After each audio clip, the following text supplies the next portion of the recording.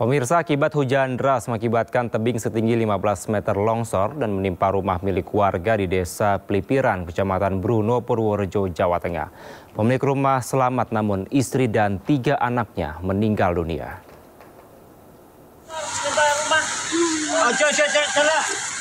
Mas, ojo nganu mas, saya arep nutut mas. Maju mrene wae mas. Maju wae mas. Longsor terjadi dan menimpa rumah warga di Desa Pelipiran, Kecamatan Bruno, Purworejo, Jawa Tengah. Saat longsor terjadi, seorang warga bersama istri dan anaknya berada di dalam rumah. Pada saat kejadian, korban awalnya mendengar suara gemuruh dan pohon tumbang.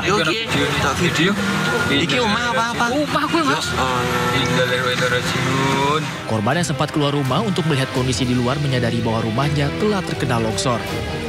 Melihat kondisi tersebut, korban sontak lari untuk menyelamatkan diri. Namun naas, istri dan ketiga anaknya tidak sempat menyelamatkan diri dan tertimbun tebing setinggi 15 meter disertai batu besar. Di Desa Pelipiran, Kecamatan Bruno, dengan titik kumpul. Untuk saat ini, posisi saat ini, masih ada 4 korban yang belum bisa dievakuasi. Karena cuaca saat ini masih gerimis dan tanah masih turun terus. Untuk saat ini posisi lagi disterilkan. Akibat curah hujan yang tinggi, keempat korban hingga kini belum dapat dievakuasi. Sulitnya medan pencarian serta adanya batu besar juga membuat evakuasi membutuhkan bantuan alat berat. Dari Purworejo, Jawa Tengah, Johartoyo, Anyus melaporkan.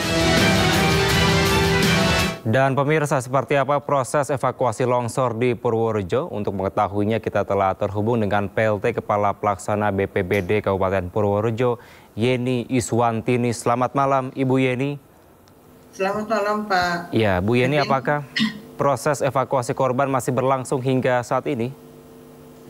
Evakuasi korban sudah selesai, Bapak. Sampai tadi korban terakhir ditemukan kurang lebih jam 8.45, Pak. Okay. Kalau untuk korban sendiri, yang pertama ditemukan itu Bu Susanti pada jam 23.35, usianya 30 tahun, itu merupakan anak dari Pak Subur. Yang kedua, Saudari Repa Yamela, usia 6 tahun, itu anak dari Pak Subur juga. Terus itu ditemukan jam 00.49. Lalu yang ketiga, cucunya Pak Subur, Bapak. Jadi yang korban itu 2 anak Pak Subur, 1 cucu dan 1 istrinya. Saudara Reya Aresa, usia 4 tahun, ditemukan jam 00.50 Pak, atau jam 1 kurang 10 ya. Terus yang terakhir istrinya Pak Subur diketemukan kurang lebih jam 8.45. Jadi evakuasi pencarian korban ini selesai atau ditutup kurang lebih tadi jam 10, Bapak. Oke, baik. Berarti data terakhir memang jumlah ada 4 orang ya, Ibu Yeni? Iya, siap. 4 orang. Baik, lalu korban saat ini dibawa ke mana, Ibu? Apakah memang sudah dikembalikan kepada pihak keluarga besar atau ke rumah sakit atau seperti apa? Korban yang ditemukan semalam, yang 3 orang langsung dibawa ke rumah sakit.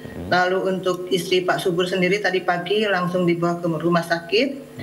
Untuk di Pulasara di rumah sakit, di Kavani dan sebagainya. Lalu tadi kurang lebih jam 10 itu 4 jenazah dibawa pulang ke Desa Pelipiran untuk dikebumikan oleh keluarga. Jadi tadi dikebumikan bersama-sama, Bapak. Kurang lebih jam 11-an kurang lebih. Oke, baik. Ibu Yeni, kalau dilihat apakah memang hanya 1 rumah saja yang terkena dari dampak longsor ini atau memang di tetangga kiri kanan atau muka belakang juga terdampak? Cuma 1 rumah, Bapak, karena rumahnya cuma 1. Depan itu jalan penghubung provinsi, Bapak, dari Purworejo ke Wonosobo. Terus di depannya juga sungai, Bapak. Jadi rumahnya memang cuma 1 rumah Pak Subur itu. Di kiri kanan ada rumah tapi posisi agak jauh. Oke. Rumah itu kurang lebih panjang 50 meter, ada showroom, lalu rumah tempat tinggal ada garasi. Yang kena itu tempat tinggal sama showroomnya. Baik, baik. Sampai dengan saat ini bantuan apa saja, Ibu, yang mungkin sudah diberikan kepada pihak keluarga? Kepada pihak keluarga yang pertama untuk biaya di rumah sakit semuanya ditanggung oleh pemerintah daerah. Itu evakuasi juga kita menggunakan alat berat, Pak, karena memang kondisi itu bangunan yang cukup Kalau untuk manual tidak bisa, kami juga dibantu oleh Basarnas Cilacap, Basarnas Borobudur, dan Basarnas Jogja. Karena kan kondisi malam, jadi kami membutuhkan penerangan yang cukup.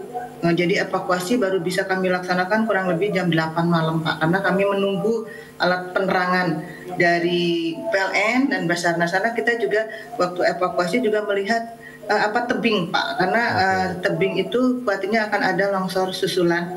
Untuk bantuan yang sudah Pemda berikan, selain perawatan di rumah sakit, pagi tadi Pak PJS Bupati kami memberikan bantuan santunan kepada keluarga. Lalu malam kami juga dengan bekerjasama dengan Dinas Sosial membuka dapur umum untuk melayani relawan yang cukup luar biasa, Pak. Kurang lebih dari 27 komunitas yang tergabung untuk membantu evakuasi korban di kami, Pak. Oke, Ibu Yeni mungkin bisa digambarkan secara sederhana, memang lokasi tempat dari longsor ini memang berada di depan tebing tinggi atau sebenarnya seperti apa sih Bu situasi di sana? Rumahnya ini di belakangnya tebing, Pak. Tebing yang cukup tinggi, kurang lebih 15 meter ketinggian.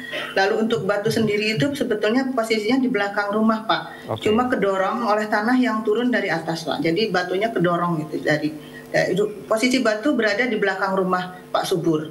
Cuma pas tanah turun dari tebing itu batunya kedorong, Pak, ke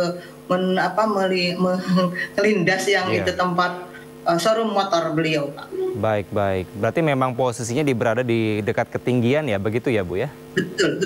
Dekat ketinggian, lalu depannya jalan raya, depannya lagi sungai, Bapak. Baik.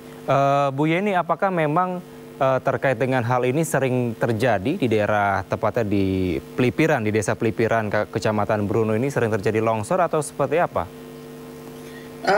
Ya karena untuk daerah Bruno sendiri termasuk wilayah pegunungan, menurut kajian resiko kami juga memang resiko tinggi untuk longsor, Bapak. Menurut informasi dari Pak Lurah, seminggu yang lalu itu ada longsoran kecil, Bapak, di lokasi tersebut. Oke, Bu Yeni, terkait dengan bagaimana antisipasi, terutama mungkin ada longsor-longsor susulan yang kemungkinan masih akan terjadi. Apa himbauan atau pesan yang ingin Anda sampaikan, terutama bagi warga sekitar di sana? Yang pertama, sesuai dengan kajian Badan Geologi tadi kebetulan hadir di sana, bahwa kalau terjadi hujan, sterilkan lokasi, Pak. Sterilkan lokasi karena kemungkinan longsor itu masih besar. Jadi kalau hujan itu tidak boleh ada aktivitas di sekitar sepanjang yang terkena longsor. Karena itu jalan provinsi juga kami pasang rambu-rambu peringatan, Bapak. Jadi supaya warga lebih hati-hati waktu melintas di jalan tersebut. Karena itu kan jalan provinsi, jadi cukup ramai juga untuk perlintasan, Bapak.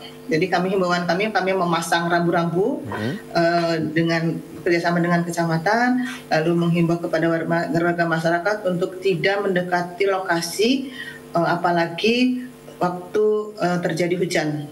Oke, semoga kejadian serupa tidak terjadi lagi dan masyarakat lebih berhati-hati dan memperhatikan rambu-rambu yang telah dipasang tadi ya oleh BPBD. Terima kasih Ibu Yeni Iswanti ini telah bergabung bersama kami di Sindo Prime. Selamat malam Ibu, sehat selalu.